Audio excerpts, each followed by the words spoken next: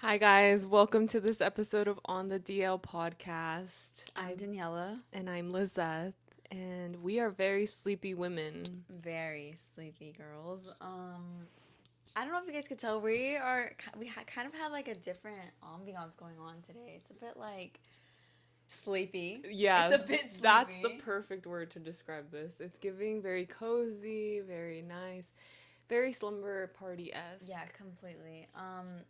The other day someone asked for like a nighttime episode. This episode could probably put you to sleep if I'm being honest. Yeah. To be quite honest, I feel like the vibes in here could put me to sleep. Yeah. And in honor of this episode, I did actually spend the entire day sleeping. No way. I swear, it was honestly just what I needed. I love spending my day sleeping because you know what? I love dreaming, and that's what we're going to be talking about in this episode.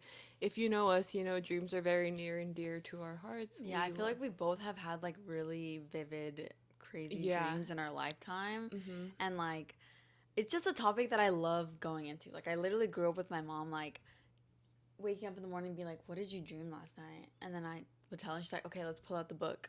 She would pull out the book, and it's just like this, like, random pseudoscience book that I think we still have. That's so cool. But it was like just a book that, like, basically told us what our dreams meant, but none of them had like any scientific backing. Like it would be like, oh, you dreamt of an ocean, girl, you're lost in life. That's really cool. I didn't know that. Yeah. But that's also really interesting because I feel like I've always been the type of person to ask people like, "Oh, what did you dream about last night?" And it became a thing where I always do that to my sister. And like now that she's older, she'll ask me too, like, "Oh, did you have any dreams last night?" And she's like, "Your dreams are so crazy." And so are hers. And she's asked me like, "Why do you think that our dreams are more vivid than other people's?" And I'm like, "I don't think that's the case. I think a lot of people have vivid dreams. I think our brains work in a very crazy way, but I think the difference is that some people don't remember their dreams Yeah. as much as others. They even say, for example, just a stark difference between men and women. Women are more likely to remember their dreams than men are. And if you ever have spoken to a man and you ask them like, what did you dream about last night, it's very hard for them, I feel like, to tell you like, I don't know, I don't remember, I don't care, you know.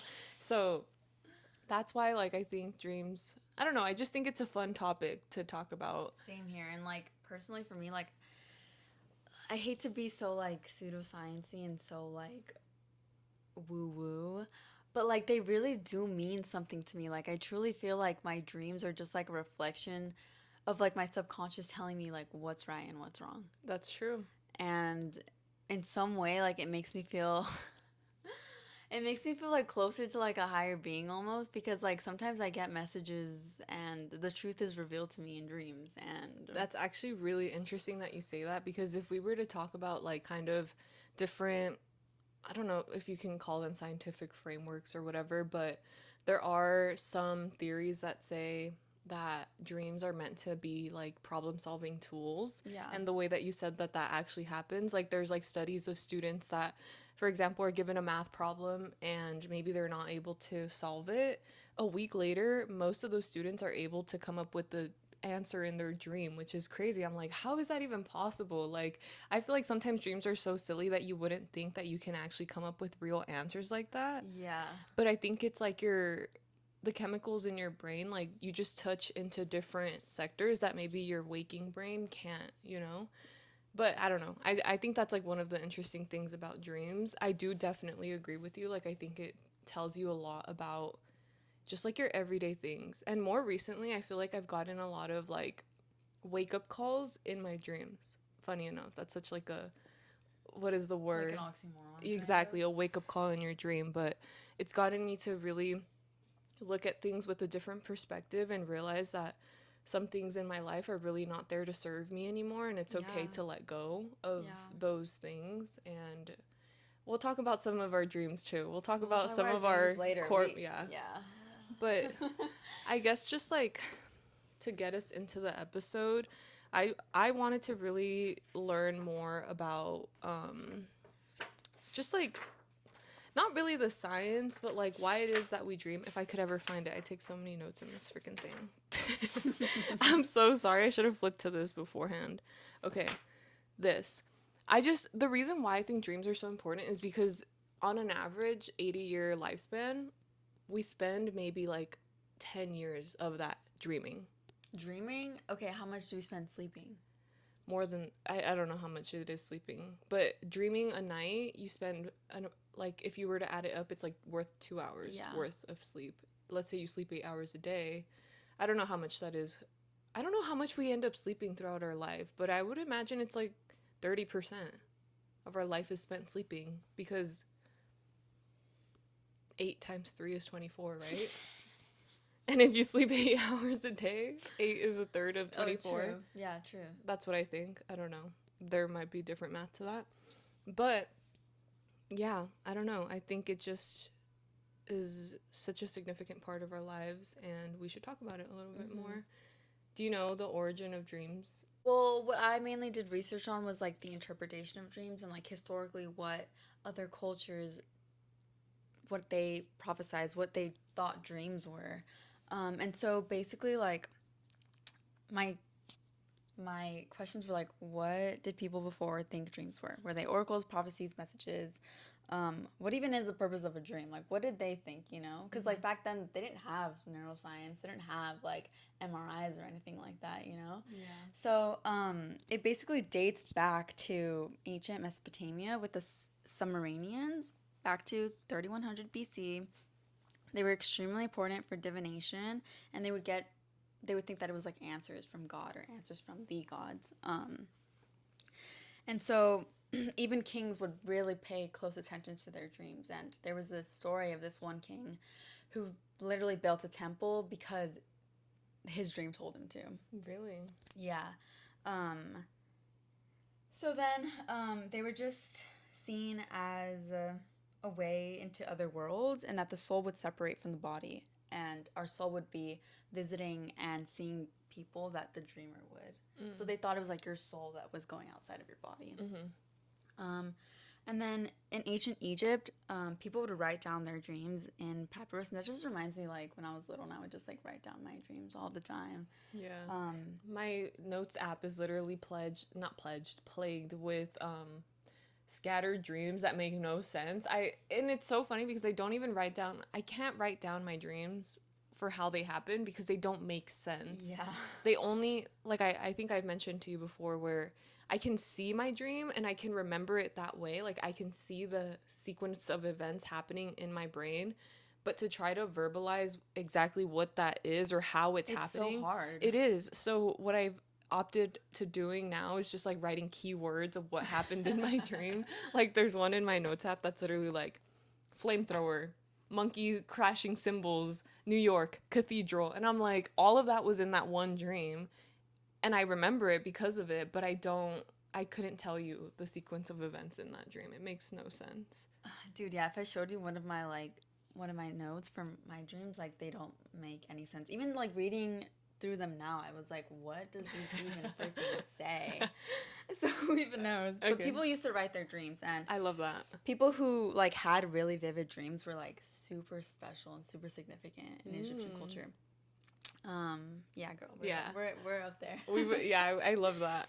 And so they also thought that dreams were oracles and were messages from the gods. And so because of this, they would try to induce dreams. And you know what? Like, that reminds me of how people say, like, oh, eat chocolate before you go to sleep to have, like, a really vivid dream. Or eat a banana before you go to sleep to have a really vivid dream. Have you ever heard that? You know, I don't think I've ever heard that. I've heard that as, like, an aphrodisiac. Like, eat chocolate, you know, I guess to arouse you more or whatever. Like, but maybe it probably touches certain like chemicals in your brain that does the similar function. So that makes sense. Yeah. I think I've heard like drink a glass of water before bed because it's gonna induce stress because you're gonna feel like that bodily function of like I have to pee in the middle of the night and eventually like I don't know that leads to so there's like a stress hormone called norepinephrine. It's also a neurotransmitter, and I think the more norepinephrine you have, the more likely you are to remember a dream.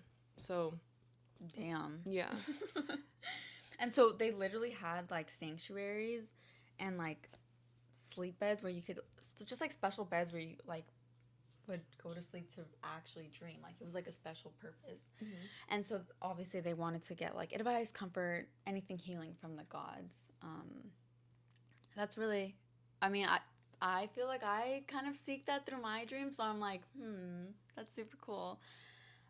Okay, so then going to the West, the boring freaking West. They also kind of did think that dreams were like guides and inspiration, but like by the 16th century, like it didn't have any significance, and people stopped really interpreting their dreams and stopped finding any meaning. And the Christian church believed that it was like a gateway to sin, so that really affected that. And philosophers and scientists regarded dream interpretations as just not not scientific, not reliable. Yeah. And something really funny to me is that like some people thought that dreams were a result of indigestion. Like, okay, IBS girlies, you guys got the dreams. Or they're like, oh, you were diagnosed with IBS. Wait, what are your symptoms? Are you having really vivid dreams? Like, That's funny. it's like, how does it make sense? Yeah. Like, it doesn't make any sense. Unfortunately, there's just not that much. I think it's really hard to research sleep and research dreams in general. Yeah. So, like, I think that's hilarious. But it's just like where is the correlation? I don't understand. Yeah. And if you know anything about psychology, correlation does not equal causation. True.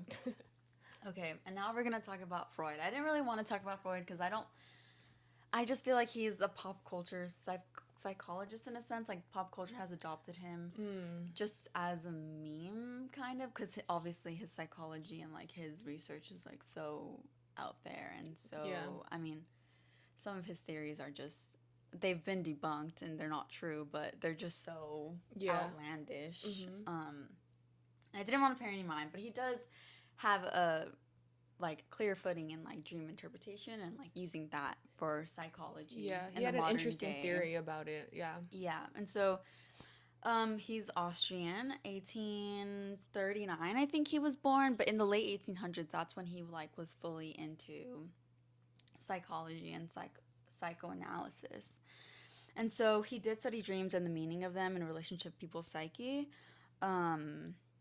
And so at the time, scientists were trying to understand the connection between the mind and the body. So like the body and this and like your consciousness. Sorry, I meant to say the mind and the brain / the body and the consciousness. And at the time, scientists were treating people with hysteria, and basically hysteria is just like a catch-all diagnosis for typically women.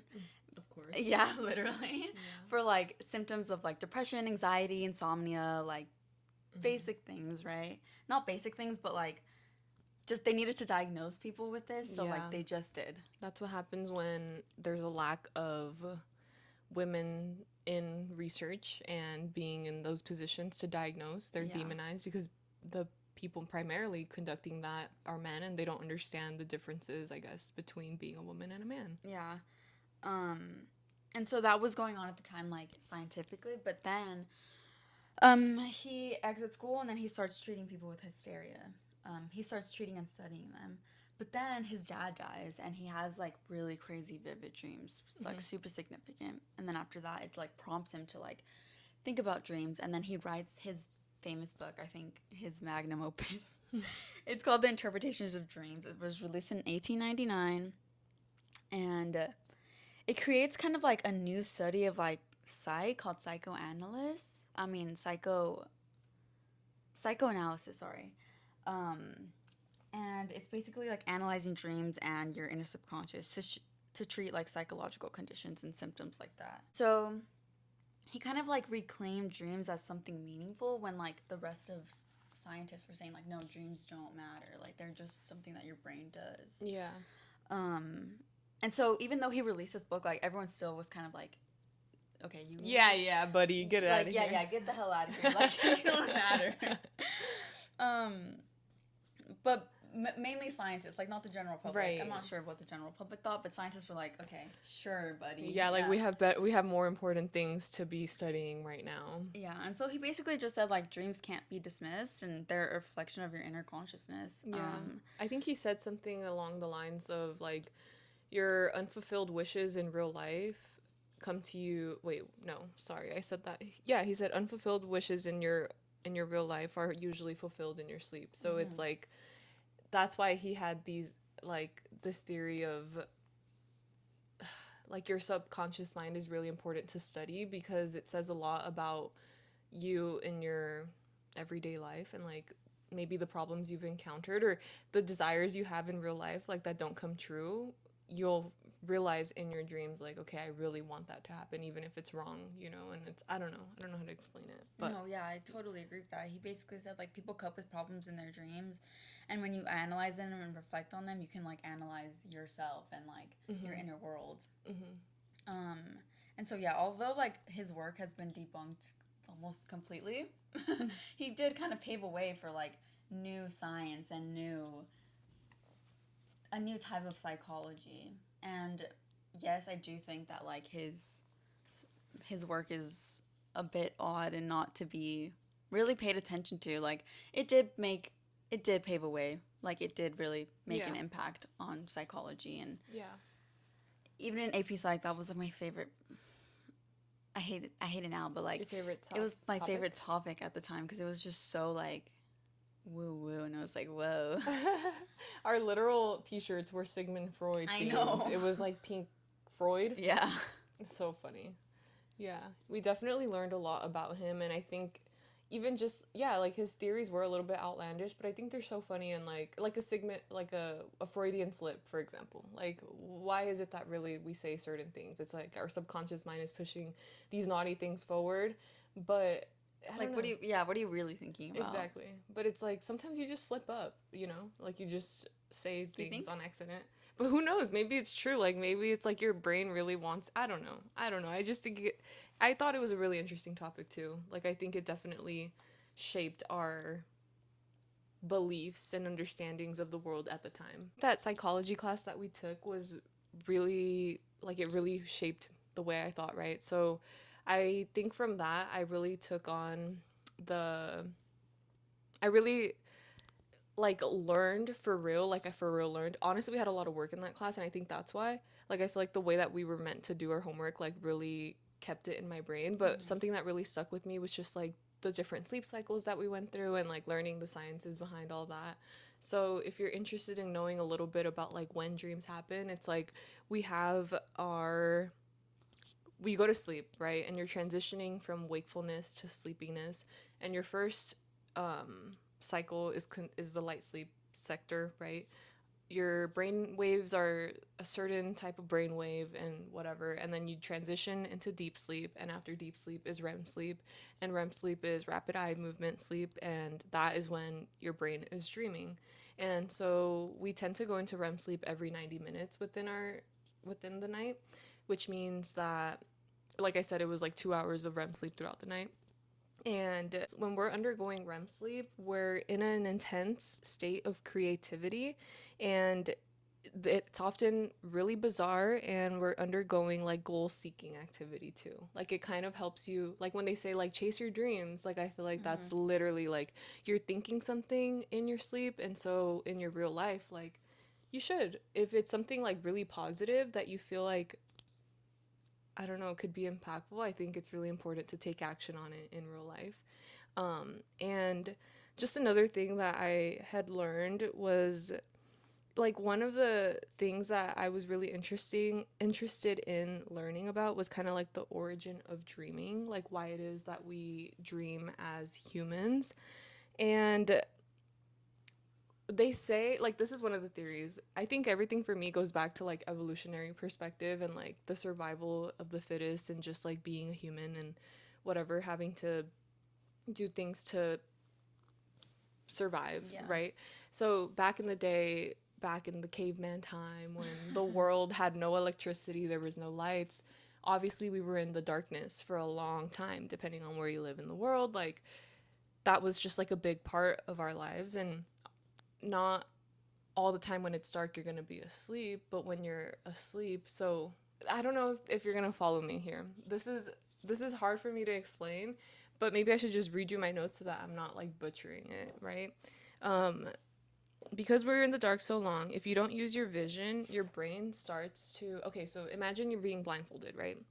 Your other senses are gonna take over. Yeah. Your other senses are gonna take over because that's just the way your brain works, you know? Yeah.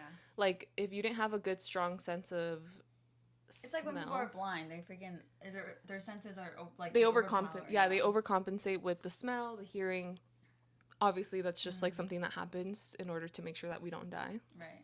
And so they say that the reason why we started dreaming is so that we're not losing that function of visual, of our, like using our visual cortex, you know?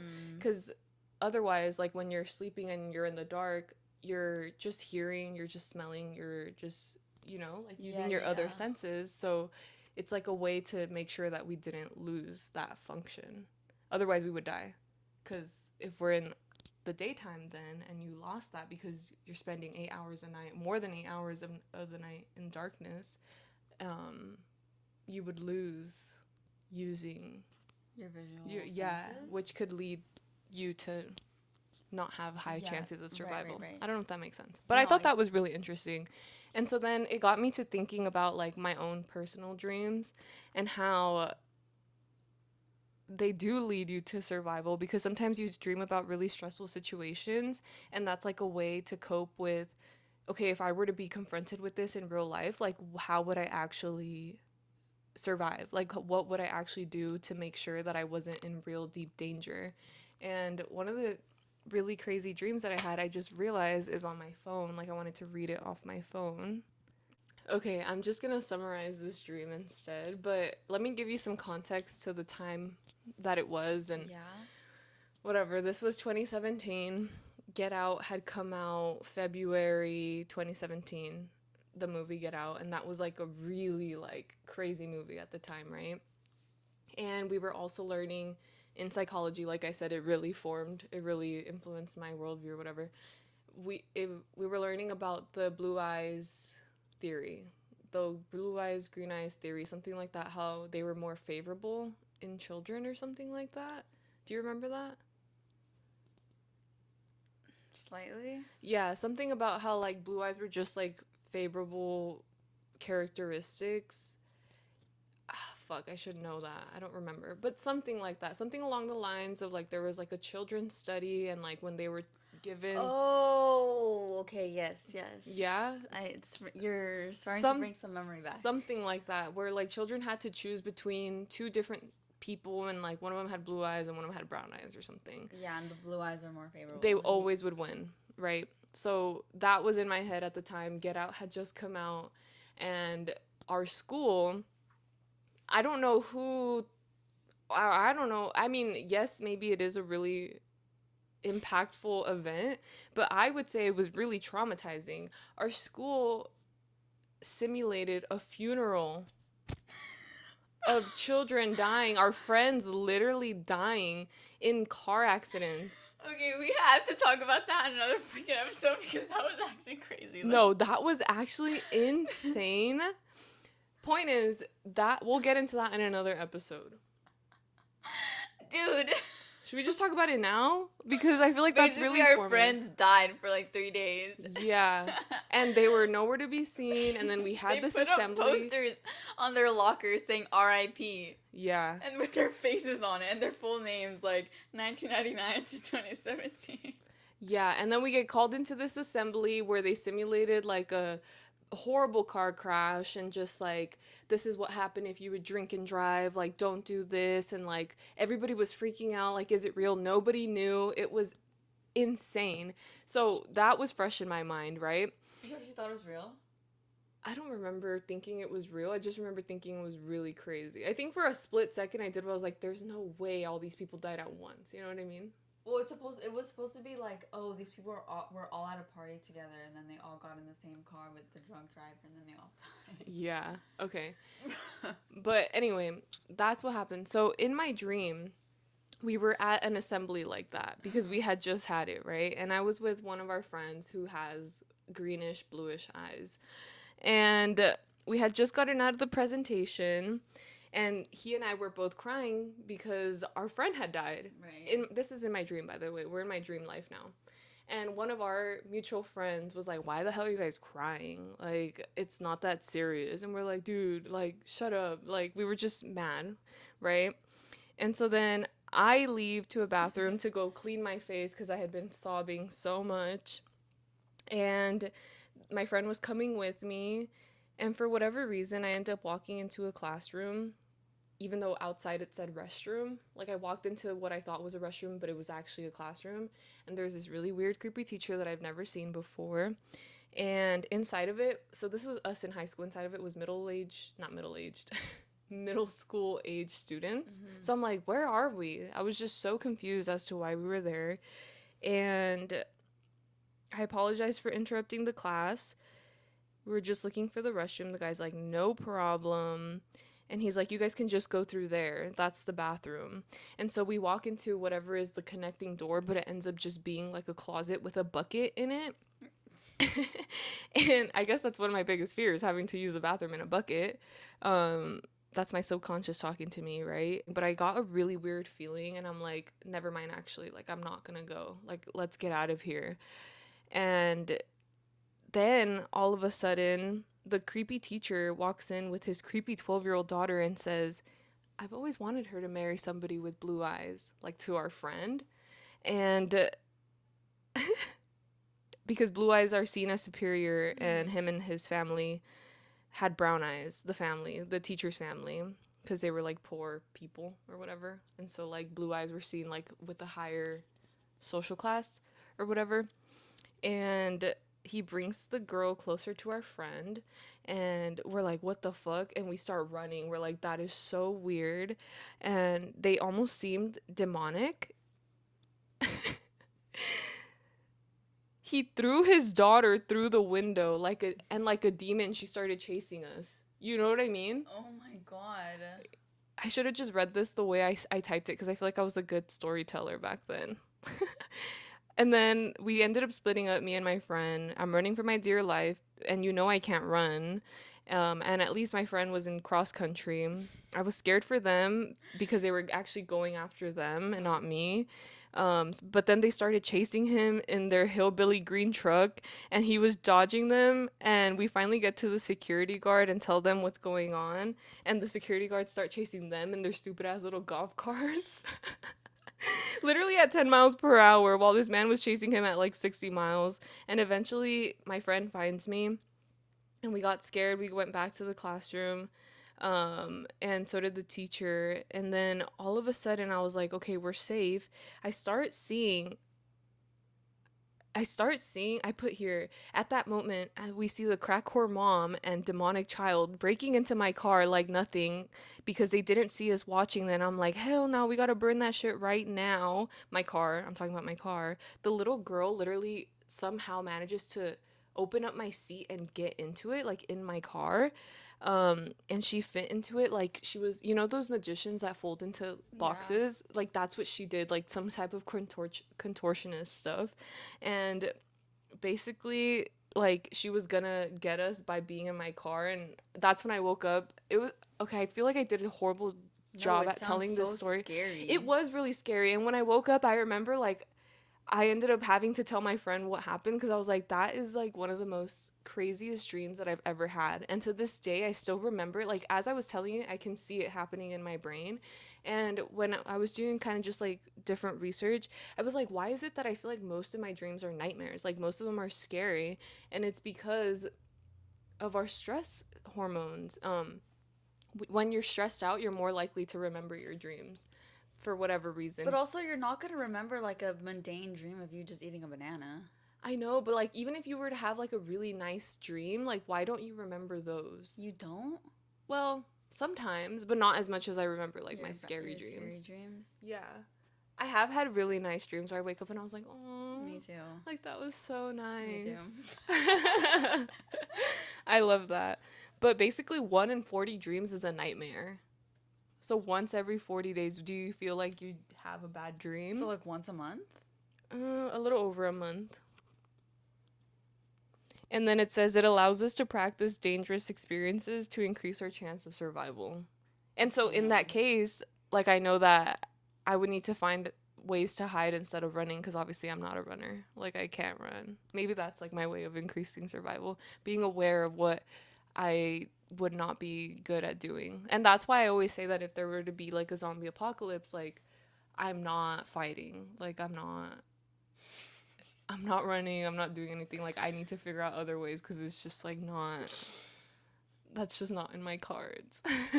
That dream told me that. I just have to hide. Okay. Oh my god.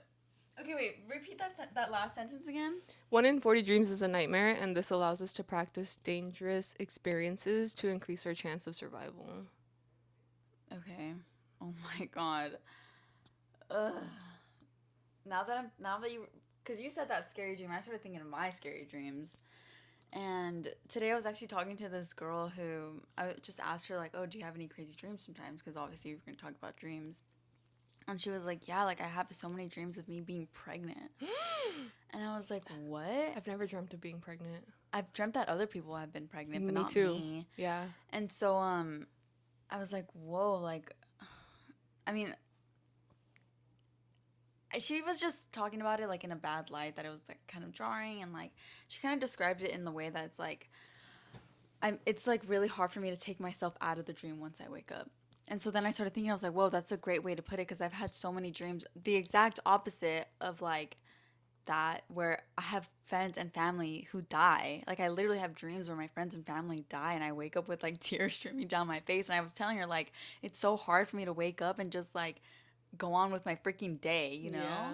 And so like it's so weird when I'm like hanging out with my friend and I'm like, oh, like I had a dream that you died. But obviously I didn't. I would never tell them that I had a dream that they died. Really? No, never. Oh, shit. Like I told. No, actually, I would appreciate not knowing that if I died in your dream, because I feel like that would actually freak me out. No, literally. And then I told my mom, and she's like, it means it's not gonna happen. And I'm like, what do you mean it means it's not gonna happen? Like everyone's gonna die. I wonder what it actually means, I though. don't know, dude, but I've had so many like I think dreams of people dying. Damn, bitch. I know, like what is wrong with me? I don't understand. To be fair, I've had a lot of end of the world type of situations in my dreams. But I think it's because I'm genuinely afraid of the end of the world. The apocalypse. And zombie apocalypse. I dream about it a lot. But like she was saying, like it's so hard for me to take myself out of that dream, and it's like so jarring, and like I'm like, girl, you have a good one. Like your recurring dreams of you being pregnant, like it's better than people dying in your dreams. I wonder what they say is like the interpretation of a pregnant dream. I know like they say something about how if your teeth fall out in your dreams, it means you're gonna come into a lot of money or something like that. Is that not true? I feel like I've heard that. I don't think I've heard that before. Okay, I'm making shit up. I think my mom has told me before that like dreaming of pregnancy is like new beginnings or whatever, something basic like that. Okay. But yeah, what about a positive dream, Liz? A positive dream? Let me just read you one that I wrote down. I mean, recently I had a really positive dream, but I also think it's like wishful thinking and like we said, like unfulfilled wishes Desires. and desires. It was like I was in a relationship with mysterious man, like I don't know who it was, and they planned a birthday for me, and it was really sweet because they invited like all of the important people that needed to be there, and it was like doing something that I feel like is the most representative of what I enjoy doing with the people that I love the most. And it was perfect. Like I had no idea it was going to happen. The prize was not ruined. And then actively being in that space, like I was just so happy and nothing ruined the night. Like it just went so smoothly. And I think that's like something that I've just always wanted, to have a birthday planned for me that nothing goes wrong and I have no involvement in it and having no control of it at all, because sometimes I do feel like I need to have some kind of control over things for things to go well, and I would just love, I think, to not have to worry ever when it comes to something like that. And I think it was really sweet, and when I woke up I was like, that was so nice, like somebody genuinely did something super nice for me, but it was in my dream. Was it a faceless Obviously. man? Yeah, like I don't know who it was, and I didn't even have a sense, because you know how sometimes when people are faceless you still have a sense for what who they are. Yeah. I had no clue who it was at all. And so I was just like, that is so odd. I wrote down May 7th, 2020, driving down Burbank Boulevard, windows down, sunny, warm weather, playing Fleetwood Mac's Dream. That was just like a tidbit of like a dream. I don't have often like really long good dreams, but I have snippets of good moments in dreams that I'll like write down. That's like a positive one. One that I have that's it's a bit weird, I'm not gonna lie. But it's something that I will always remember, because at the time I was obsessed with Leonardo DiCaprio. I was in middle school, like 7th grade, probably. But I was obsessed with him because like he's such a good actor. He was so attractive in the 90s. Like I had done like a deep dive in his career, and I still have pictures of him up in my room. He would love you. No, he not wouldn't. right He now. likes blondes, Liz. He doesn't Oh, like brunettes. damn it. And they have to be over like 5'7". Really? Yeah, dude. I don't know. I was just making the joke that he likes women under 25. Not right now. I mean, he doesn't like you now. He liked you back then. Yeah. And so I literally had a dream that I was on a date with Leonardo DiCaprio and Johnny Depp at the same time.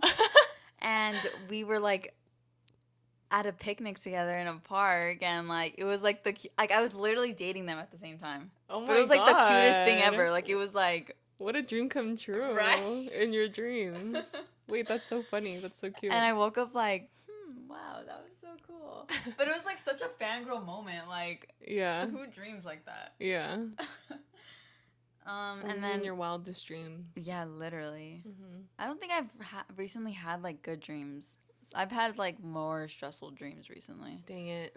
I know. I hate one thing that I absolutely despise is when I dream about work. And I know it's because of like anxiety and stress, but it just feels like such a wasted night. Especially like on a weekend, actually on a weekday too. If I dream about it at any capacity, like I'm just like, oh, that's so annoying. Because it's like I'm already there so long in my day.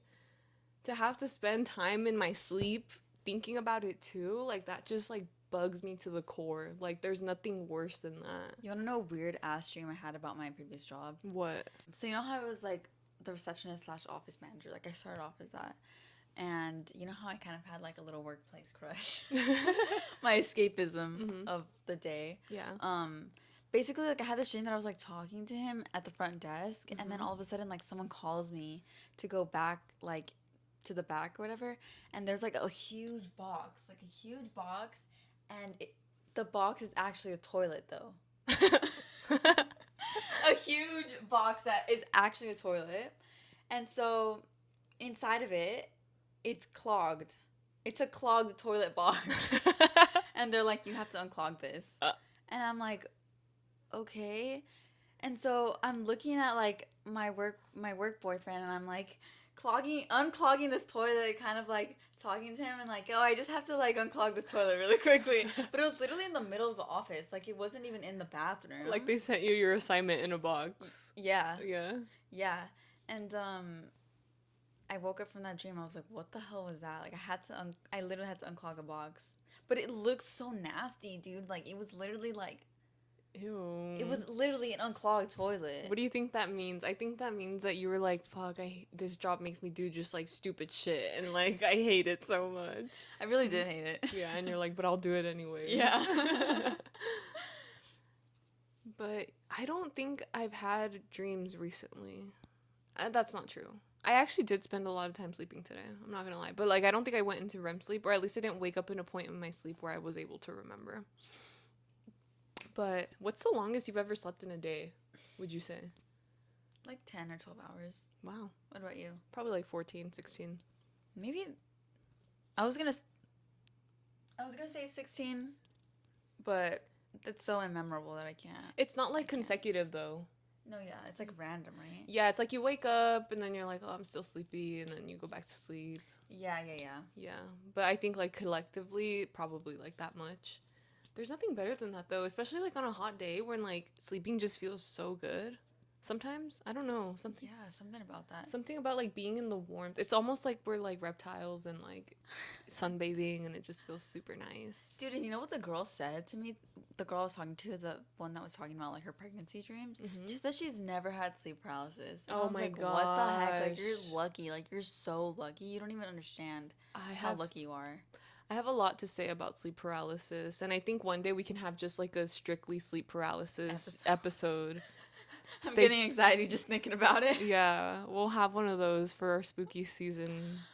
Oh should we? I'm literally getting chills. I feel like that should be an episode. I think by then I'll be ready to talk about my situation. I like can't wait to hear about this, dude. Like I feel like so bad. I feel like I'm hyping it up. Not hyping it up, but I feel like I'm just like making it bigger than it is. But honestly, like I'm a firm believer in not talking about certain things because then you might manifest certain things to happen again, and it just like I'm like I can't deal with that once more, especially because I hadn't had sleep paralysis in a long time. So, well, yeah, we'll have an episode on that. I Are think you gonna that'll be be ready good. by then? Yeah, I'll be ready. I'll do a lot of work to get there. I'd be okay with doing it if we film it here. Oh, not yours. Okay, Yeah. yeah, I'm fine with that. Okay, cool. Cool. I think that's a good episode, right? Do you have any more stories that you want to share? I feel like it's not that important to, not to say it's not important to talk about dreams on the podcast, but I just feel like it doesn't make that much sense to people hearing your dreams. I feel like I personally like hearing about dreams because I like hearing about like how weird and random they are. Yeah.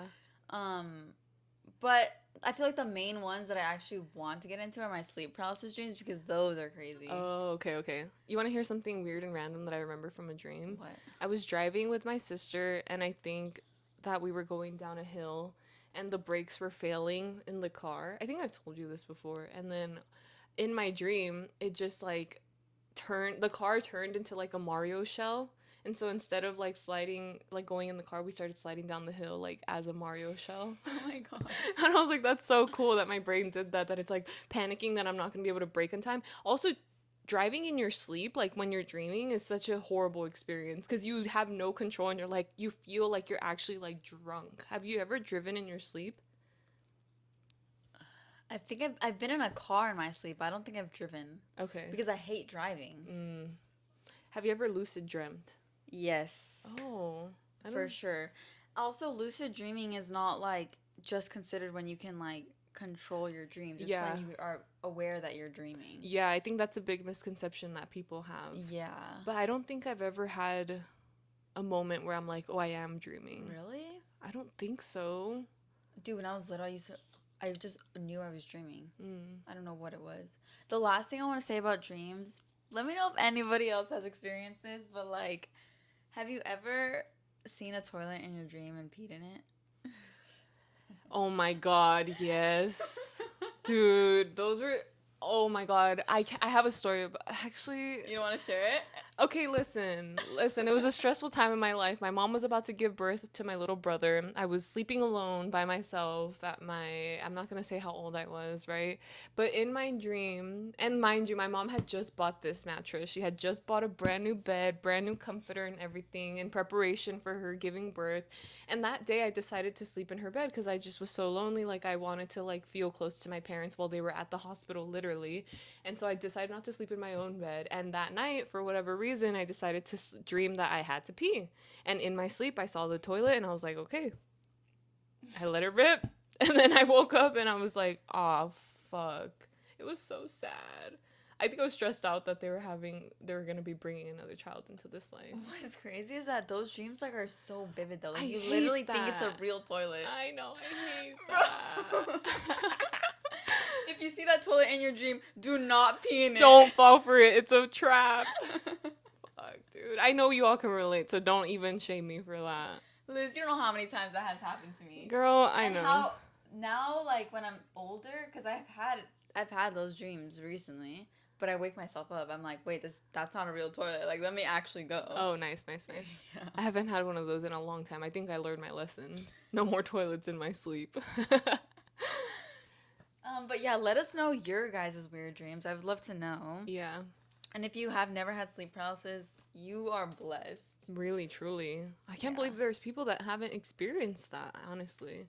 I want to know, okay, so for that episode that we do, I do definitely want to know what makes certain people more prone to it than others. I really think it's just stress. Really? Damn, they also, must have like- a chill life. Not to And assume. also, like, I was reading today, actually, that it does have something to do with, like, your genetics. Oh, okay. Yeah. And my family has really crazy sleeping problems. Anyways, so on to our last segment. Okay, our most popular comment of last episode was by Toby. Thank you, Toby. He said, watch this episode if you want to hear the saddest story ever. ... Yeah. I was You not should watch expecting it. to hear that story, honestly. It caught me by surprise. I didn't, like, I think I was just really shocked that that was what was going to happen. Like, I didn't think it was going to end that way. And I'm No, really every time sorry. someone brings up a tall bed, like, I think about that. Oh, I'm so sorry. Yeah. R.I.P. Cookies. Yeah. If you don't want to hear a sad ass story, just Just skip through it. skip through it. It's at 10:17 trigger warning, honestly. Yeah. But yeah, thank you for commenting. And then on to our last segment, which is our screen time. Let's take it away. My screen time for this week is up 15% from last week. I'm at 6 hours and 44 minutes, with TikTok being my most used in the week, of course, followed by YouTube, followed by Instagram. Yeah. I have not been, I don't know, like I need to. Liz, that's still lower than like. Then when we first started this podcast, right? Yeah, I don't know. I feel like you're beating yourself up for it. I know, but like to like regress. Okay, you did one time say progress is not linear. No, of course not. Yeah. Okay, mine is 5 hours and 50 minutes. I don't know what the percentage is from last week, but my highest day was Tuesday. Jesus. Okay. Actually, what? My highest day was Friday, 9 hours and 32 minutes. And same here. TikTok was my most used, and then my second was messages. Damn, what is girl. going on? And then after that was Instagram, and then Spotify, and then Maps. Yeah. Nice. Yeah. That's all we have to say. That's all we really have to say. I hope you guys have a good night. Hopefully you hear our voices in your dreams. Yeah. And if you have any bad dreams tonight when you're listening to this, please put them down in the comments. If you have sleep paralysis, please put it down in the comments. Yeah, share your sleep paralysis dreams with us. Yeah, and then we can read them in the next episode. That'd be a good idea. Yeah. Thank you so much for watching. Bye, guys. Good night.